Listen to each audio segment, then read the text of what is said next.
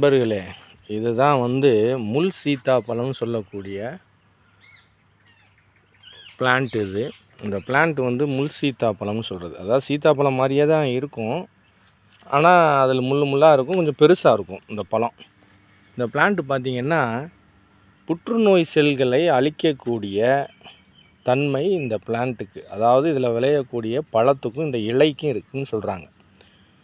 இந்த இலையை 3-4 இலையை எடுத்து கஷாயம் வச்சு அதை குடித்தாங்க அப்படின்னா புற்றுநோய் செல்ஸ்களை அழிக்கக்கூடிய பவர் இருக்கிறதா சொல்லப்படுது. இந்த பிளான்ட் இப்போ கிட்டத்தட்ட ஒரு 8 வருஷம் வச்ச பிளான்ட் இது. இதை எடுத்துக்கிட்டிங்கன்னா ஒரு 1.5 வருஷத்தில் வச்ச பிளான்ட்.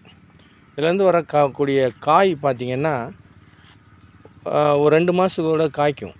அது பார்த்திங்கன்னா ஒரு பெரிய சைஸில் இருக்கும். அதையும் நான் உங்களுக்கு வீடியோ எடுத்து போடுறேன். இந்த பிளான்ட்டு தெரியாதவங்க இதை பார்த்துக்கிறங்க. இதுதான் முள் சீத்தாப்பழத்தோட பிளான்ட்டு. அதோட இலைகள் இந்த மாதிரி இருக்கும். புற்றுநோய் செல்களை அழிக்கக்கூடிய சக்தி இதுக்கு இருக்கிறதா சொல்லப்படுது. பார்த்துக்குங்க நண்பர்களே.